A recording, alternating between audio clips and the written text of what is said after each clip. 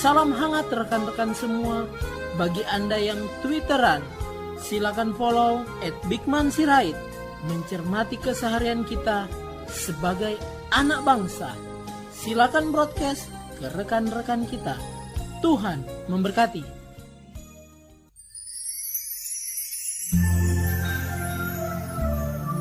Salam sejahtera para pendengar yang terkasih. Selamat bertemu kembali dengan Yayasan Pelayanan Media Antioquia yang didirikan oleh Pendeta Bigman Sirait untuk melayani Tuhan Kepala Gereja melalui media. Untuk memperluas wawasan umat Tuhan, PAMA juga menerbitkan tabloid Kristen Reformata, Reformata Online, Reformata Audio Streaming. Juga tersedia buku-buku karya Pendeta Bigman Sirait dan ratusan CD khotbah. Doakan dan ikutilah pelayanan PAMA di radio, di berbagai kota, dan pelayanan televisi di Indovision, Live Channel, Cablevision, Family Channel. Untuk informasi lebih lengkap, klik www.reformata.com, www.reformata.com, www.reformata.com. Kini tibalah saatnya kita akan menikmati kebenaran firman Tuhan bersama Pendeta Bigman Sirait. Selamat mendengarkan, Tuhan memberkati. Salam sejahtera saudara yang kekasih di dalam nama Tuhan Yesus Kristus. Kembali kita bertemu di dalam perenungan kita akan firman Tuhan dengan masih tetap mencermati, mengamati apa kata Alkitab tentang kehati-hatian terhadap penyesatan. Saudara-saudara, mari kita membuka Alkitab kita dulu. Ada beberapa bagian dari sekian banyak tentunya ayat-ayat Alkitab yang menunjukkan penyesatan itu. Tapi saya ambil 3 titik yang menjadi pemikiran kita penting secara umum, lalu nanti kita pelan melihat dalam aspek kehidupan keseharian. Pertama adalah Mazmur 14 ayat 1. Mazmur 14 ayat 1, demikian firman Tuhan. Untuk pemimpin biduan dari Daud. Orang bebal berkata dalam hatinya, tidak ada Allah. Busuk dan jijik perbuatan mereka, tidak ada yang berbuat baik. Lalu saudara-saudara, aspek yang kedua di dalam Amsal pasal yang ke-30. Amsal pasal 30 ayat yang ke-6 dikatakan begini, jangan menambahi firman-Nya supaya engkau tidak ditegurnya dan dianggap pendusta. Jadi jangan menambah firman-Nya supaya tidak ditegur dan dianggap pendusta. Lalu yang ketiga, saudara-saudara yang kekasih, Matius pasal 22. Matius pasal 22 ayat 29 dan 30. Yesus menjawab mereka, kamu sesat sebab kamu tidak mengerti kitab suci maupun kuasa Allah. Karena pada waktu kebangkitan orang tidak kawin dan tidak dikawinkan melainkan hidup seperti malaikat di sorga. Saudara-saudara, bagian ini menjadi amat sangat jelas kalau kita lihat dan kita baca. Maka dengan segera kita mendapat petunjuk-petunjuk yang sangat indah, bahkan sejak PL sampai PB. Ketika Musa menutup kitab Ulangan, ada satu kata yang diucapkan. Jangan ada orang menambah atau mengurangi apa yang sudah disampaikan ini. Karena mereka akan dilawan dan dihukum oleh Tuhan. Ketika Yohanes menutup kitab Wahyu, kalimat yang sama pun diucapkan. Jangan menambahi dan jangan mengurangi apa yang ada di sini. Karena mereka akan ditulai oleh Tuhan. Jadi bagaimana Musa menutup kitab sebagai pembukaan dari Alkitab dan Yohanes sebagai penutup dari Alkitab mengkonklusi kepada 2 prinsip. Lalu di tengah-tengah ada Amsal yang berkata, jangan menambah-nambahi firman-Nya supaya engkau jangan dimurkainya. Maka dengan segera, bagian pertama mari kita lihat baik-baik. Bagaimana kita mengenali ciri-ciri si penyesat? Ya, sebelum kita masuk tambah kurang tadi, yang pertama dulu saudara. Mereka tidak percaya Allah ada. Ini dulu. Nah, pada waktu mereka menolak Allah, Allah tidak ada. Istilah modern sekarang kita sebut ateis. Inilah penyesat pertama. Karena mereka menyangkali bahwa Allah itu ada. Ketika mereka berkata tidak ada Allah, mestinya mereka nggak usah ngomong tidak ada Allah. Kalau memang tidak ada, mau ngapain diomongin? Kan begitu ya. Tetapi bahwa Allah yang ada itu mereka tidak percaya. Sejatinya itu. Karena itu mereka berkata tidak ada Allah. Mereka bantah keberadaan Allah. Mereka tidak mampu untuk menerima kenyataan Allah ada karena menurut akal mereka tidak mampu. Tidak masuk, lalu mereka menganggap justru kebodohan percaya Allah ada. Mereka tidak melihat bahwa ketidakmampuanlah di dalam keberimananlah membuat mereka tidak percaya. Nah jadi bagaimana mereka mensitir membalikkan fakta. Nah saudara-saudara yang dikasih oleh Tuhan Yesus Kristus, itu prinsip pertama yang bisa kita lihat. Prinsip pertama yang kita bisa belajar. Bagaimana? Mereka mengatakan tidak ada Allah. Mereka tidak mau tahu bahwa Allah itu ada. Ini menjadi bagian pergumulan tersendiri yang mesti kita pikirkan. Bagaimana seharusnya kita menjalani kehidupan kita, bagaimana seharusnya kita melakoni hari-hari kita, supaya kita betul-betul dipenuhi oleh firman yang hidup itu. Apakah Allah itu ada? Kita jawab ada. Tapi orang sesat berkata tidak ada Allah. Ini prinsip pertama. Dan ini menjadi paling klasikal dan selalu disebut menjadi ateis. Aspek yang kedua, pada ini perjanjian lama itu representasinya sudah diucapkan tidak percaya Allah ada. Aspek yang kedua adalah tidak percaya Yesus Tuhan. Tidak percaya pada kebangkitan. Sehingga apa yang diajarkan Yesus Kristus ditolak oleh semua orang-orang Yahudi ahli Taurat. Yang notabene orang beragama, yang notabene ngerti Taurat. Jadi jangan berpikir orang yang menolak Yesus adalah orang tidak beragama. Sorry. Itu Israel yang disebut bangsa pilihan. Itu imam yang disebut orang suci. Itu ahli Taurat yang memang betul-betul mengerti Taurat. Kedegilan kebebalan hati mereka membuat mereka tidak mau percaya pada Yesus. Jangan bilang semua orang Kristen percaya pada Yesus. Mulut mereka mengaku percaya pada Yesus. Tapi tindakan mereka dengan jelas menyangkali apa yang dikatakan mulutnya. Sehingga mereka hanya sekedar beragama, sekedar menyebut tetapi tidak hidup dalam ketetapan Yesus. Bedakan ya. Nah, jadi jangan terbodohi, jangan sampai kita tertipu oleh berbagai pemahaman ataupun pengajaran ataupun fakta-fakta yang salah. Ya, jadi ingat, bukan berarti orang bilang aku percaya selalu dia percaya. Ya, kesesatan adalah orang percaya tapi tidak melakukan. Itu sebab Yesus berkata, tidak setiap orang menyebut namaku Tuhan, Tuhan masuk surga, tapi mereka yang melakukan kehendakku. Tidak melakukan kehendak Bapa berarti tidak percaya sungguh pada Yesus, dan itu sesat. Jadi kita mesti mengukur diri dalam kejujuran yang penuh, sekaligus perlu berhati-hati. Karena ternyata terlalu banyak orang memakai nama Yesus untuk mencari keuntungan bagi dirinya sendiri. Nah, ini kan perlu hati-hati. Ahli Taurat dalam ajarannya tidak ada yang salah. Ahli Taurat dalam ajarannya Yesus bilang apa? Mereka berkata benar. Dengarkan apa katanya. Itu disampaikan pada para murid. Tetapi jangan tiru kelakuannya. Waduh. Dengar apa katanya, jangan tiru kelakuannya. Saya akan berkata. Maka ahli Taurat itu selalu mampu berkhotbah benar, tapi tidak mampu untuk hidup benar, berbuat benar. Jadi hati-hati, jangan tertarik dan jangan terpukau pada khotbah yang benar. Ya.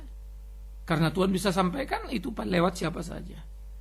Sehingga engkau kemudian menganggap pengkhotbah yang benar itu karena benar khotbahnya sebagai benar hidupnya, enggak tentu. Begitu juga saya. Saya khotbah boleh jadi benar. Kalian bisa uji, oh Pak Bigman bilang betul, tapi belum tentu hidupku betul. Hati-hati. Karena itu pohon dikenal dari buahnya. Nah, saudara-saudaraku yang dikasihi oleh Tuhan Yesus Kristus, perilaku hidup itu tidak bisa dibantah, tidak bisa ditutupi. Cepat atau lambat orang menutupinya akan terbuka juga pada waktunya. Jadi, bagaimana kita melihat orang-orang yang tidak percaya kepada Kristus menolak Kristus, menyebut namanya percaya tapi tidak seperti Yudas menjual dia, atau tidak mau percaya kepada Yesus dan kemudian opposite dan menyalibkan dia? Seperti yang dilakukan oleh ahli Taurat, mereka tidak pernah menjadi pengikut Yesus. Tapi mereka menyalibkan Yesus. Yudas juga tidak apa, tapi kalau Yudas menjadi murid Yesus, bahkan dia salah satu rasul, tapi menjual Yesus. Sama sesatnya. Nah, jadi perlawanan terhadap Yesus Kristus ini menjadi penting, termasuk pada apa yang diajarkannya. Orang-orang Saduki tidak percaya kebangkitan. Mereka mencemooh Yesus ketika Yesus diskusi soal kebangkitan. Karena Yesus berkata, kamu sesat, kamu tidak mengerti isi kitab suci. Karena mereka bilang gini, nanti kalau ada satu orang kawin sama satu laki, lalu mati lakinya, lalu sama adiknya, dan terus, karena konsep itu ada tanggung jawab dan penebusan. Lalu 7-7-nya mati, lalu kalau dia mati, lalu yang mana suaminya? Maka Yesus bilang tidak ada kawin-mawin di sana. Karena terlalu banyak pikiran orang bodoh yang kemudian menggambarkan surga dengan imajinasi manusia. Nanti kita ketemu di sana ya rumahnya begini, kaplingnya segini. Ya terserahlah kalau saudara mau berimajinasi itu.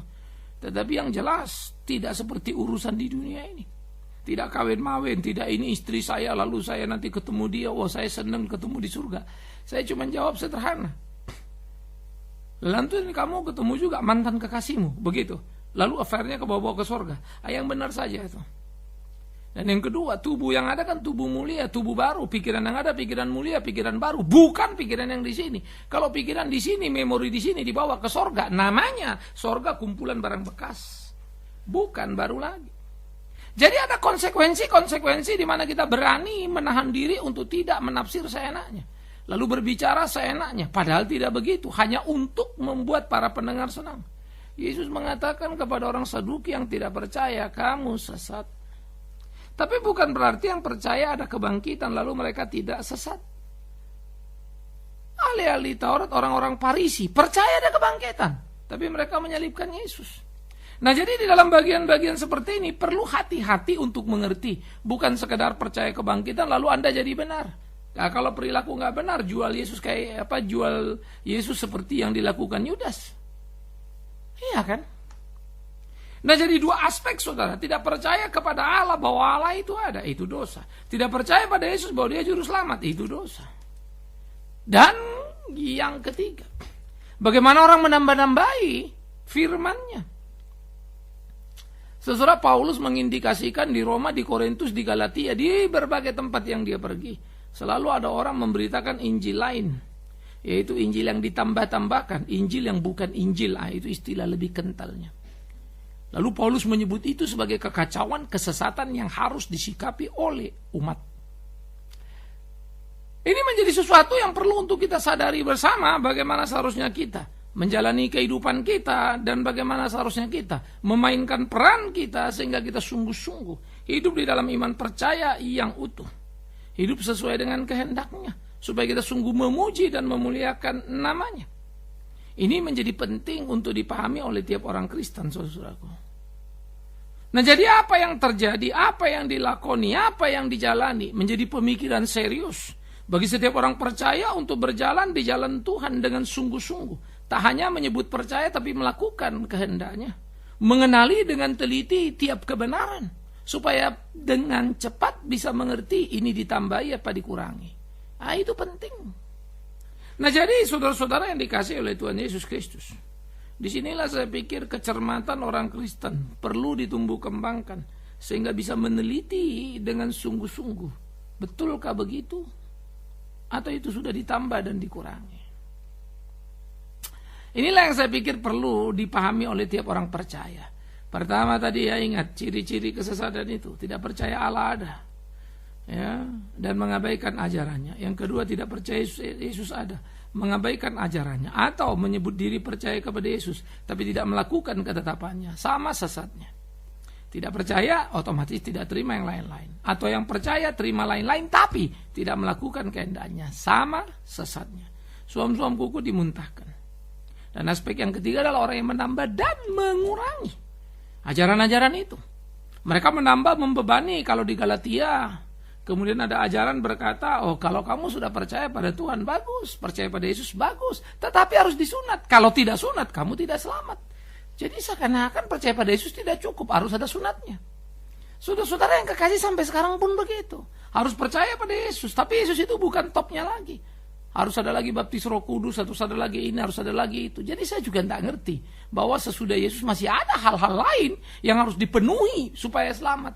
Kalau begitu Yesus bukan klimaks, bukan final, bukan puncak dari keselamatan.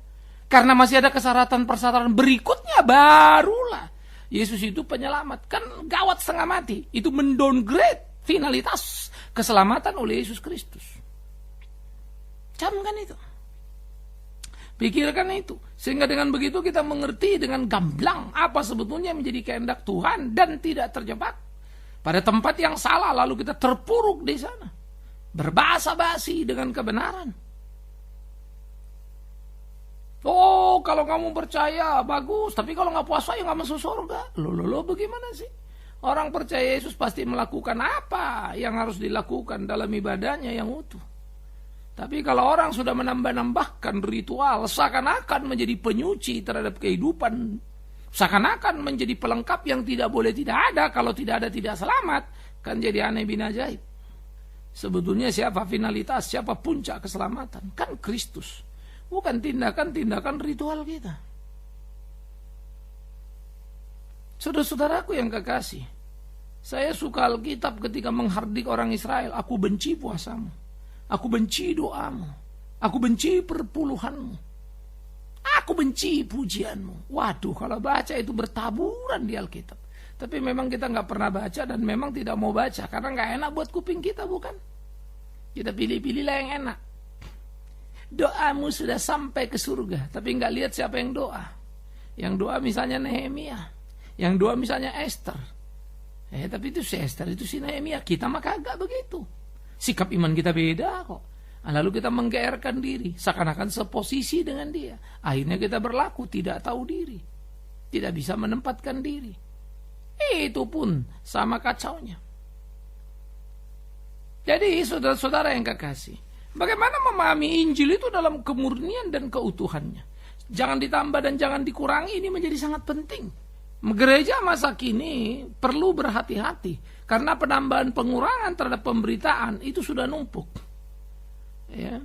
Sehingga orang mulai bergeser dalam keutamaan keberimanan itu, sehingga Yesus Kristus itu masih ada plus-plusnya lagi yang lain-lainnya. Ini menjadi rawan, saudaraku. Ini menjadi bahaya. Nah, ini seharusnya tidak boleh terjadi dalam hidup tiap orang percaya. Ini tidak boleh terjadi dalam kekristenan, tapi sudah. Nah, karena itulah perlunya satu kehati-hatian di dalam hidup kita yang kita jalani. Perlunya satu kehati-hatian dan sekaligus kejujuran. Bagaimana menyikapi apa yang Tuhan kehendaki. Supaya hidup kita sungguh-sungguh menjadi hidup yang berkenan kepadanya. Hidup kita sungguh-sungguh menjadi hidup yang menyenangkan hatinya. Camkanlah itu, pikirkanlah itu. Sehingga dengan demikian kita bisa menjalani hari-hari kita untuk puji hormat bagi nama Tuhan kita. Sehingga dengan demikian kita bisa melakukan banyak karya yang tidak terbantah untuk kemuliaan Dia, Tuhan kita. Betapa amat sangat indahnya, betapa amat sangat menyenangkannya kalau kita semua memainkan peran yang sama, bertanggung jawab sepenuhnya dalam menggarap mengiring Tuhan kita. Jangan bermain-main dengan kebenarannya yang ajaib itu. Karena itulah, jalani hidupmu dengan sungguh. Lakukan apa yang Tuhan mau itu, supaya hidupmu menjadi hidup yang berkenan kepadanya untuk puji hormat bagi namanya. Nah, saudara-saudara yang dikasihi oleh Tuhan Yesus Kristus, jelaslah bagi kita sebetulnya Alkitab menggambarkan ciri-ciri si penyesat. Dari mulai PL sampai PB lengkap. Tapi kalau kita nggak baca, kita nggak tahu, itu kan bahaya. Tadi ingat ya, pertama tidak tahu Allah. Nah, itu yang paling vulgar, ateis kita sebut. Tidak percaya.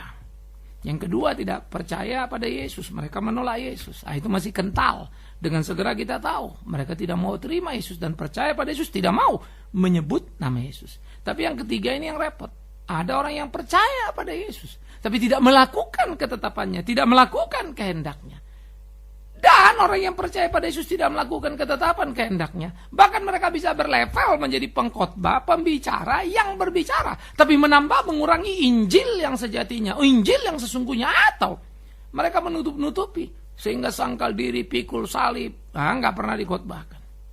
Padamu dianugerahkan bukan hanya percaya tapi menderita untuk dia, nggak pernah dikhotbahkan. Lalu apa yang dikhotbahkan? Semua yang mengiming-iming umat. Ikut Tuhan mulus, ikut Tuhan beres, semua persoalanmu selesai, langsung angkat tangan, berdoa begini, urusan beres. Padahal banyak orang-orang percaya di Alkitab yang sakit sampai mati tapi cinta Tuhan luar biasa. Bahkan Paulus, ada duri yang mengganggu sampai kematiannya. Ada orang yang miskin sampai akhir hayatnya, tetapi hidupnya sangat luar biasa memuliakan Tuhannya. Di sana adalah Sarus yang mati masuk surga. Tapi ada janda miskin memberi persembahan yang terbaik.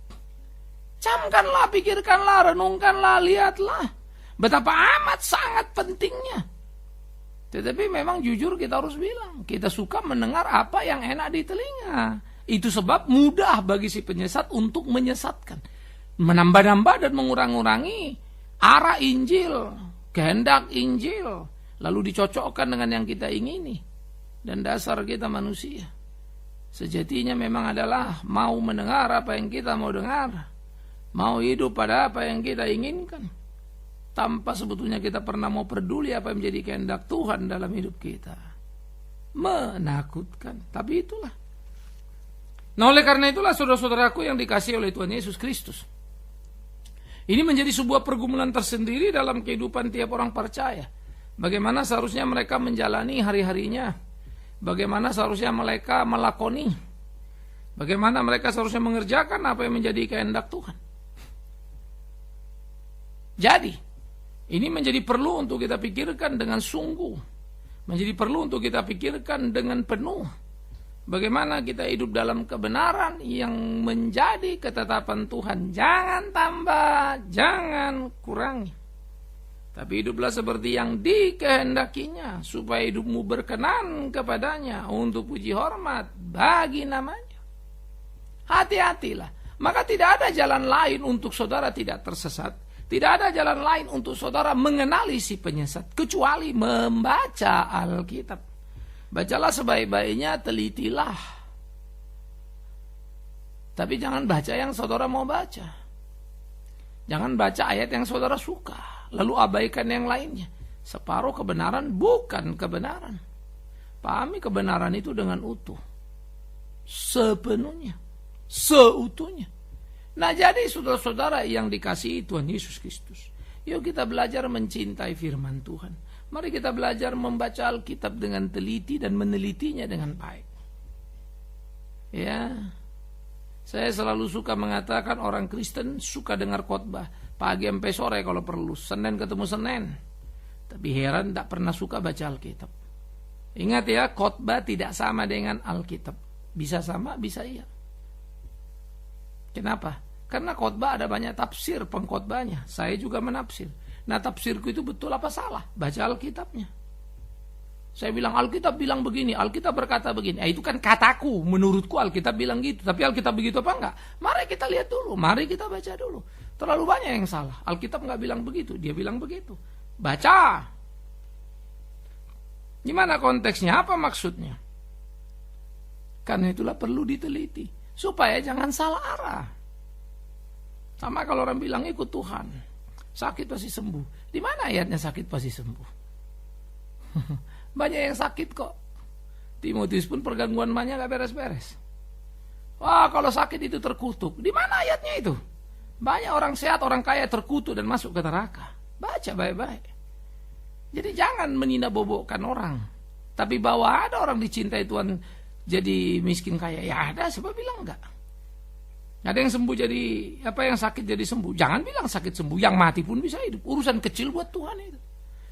Tapi yang menjadi persoalan, jangan generalisasi yang tidak ada. Kan begitu, saudara-saudara.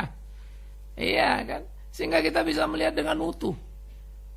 Ya, karena ada banyak yang tadi saya bilang janda miskin-miskin sampai matinya. Tapi Tuhan mencintainya. Nah, oleh karena itulah diperlukan kejujuran dalam mengerti firman itu. Jadi ya saudara mesti bacalah. Tidak ada jalan lain. Tidak bisa tidak. Saudara harus memperhatikan itu. Jangan berdalih nggak sempat lah, inilah itulah. Jangan bohong dan membohongi diri sendiri. Itu bahaya. Lakukan apa yang Tuhan kehendaki. Berjalan di jalan yang Tuhan tetapkan. Itu kehidupan dan tidak bisa diganggu gugat. Akhirnya kenali ajaran-ajaran sesat dengan apa? Membaca Alkitab baik-baik. Siapa penyesat? Mereka yang tidak percaya Allah. Siapa yang penyesat? Mereka yang tidak percaya Yesus. Siapa yang penyesat? Mereka yang percaya Yesus tapi tidak melakukan perintah-perintah Allah Bapa itu. Siapa yang sesat? Yaitu mereka yang menambah mengurangi Injil untuk kepentingan tertentu yang memperkaya diri, dan akhirnya mereka tidak sungguh-sungguh melayani sekalipun. Tampak sekali omongan mereka sepertinya sungguh-sungguh penuh dengan mimik yang luar biasa. Pohon dikenal dari buahnya. Jadi hati-hatilah. Kenali dirimu. Tahu menempatkan posisi. Cintai firman yang utuh. Bukan yang hanya enak di telinga sendiri. Tuhan mengasihi, Tuhan memberkati. Selamat menjadi jemaat peneliti Alkitab yang baik. Amin. Mari kita berdoa. Kami bersyukur, kami berterima kasih ya Tuhan untuk cinta kasih-Mu dalam hidup kami. Kami bersyukur, kami berterima kasih untuk apa yang Tuhan kerjakan di hari-hari kami. Beri kami kepekaan untuk tak tersesat di perjalanan kehidupan. Buat kami mencintai firman-Mu lebih dari mencintai apapun, sehingga bergairah membaca, meneliti, menggali, mengerti, menaruh dalam hati dan melakukan ketetapan-ketetapan-Mu. Demi Yesus Kristus Tuhan sumber kebenaran, kami berdoa, kami memohon. Amin.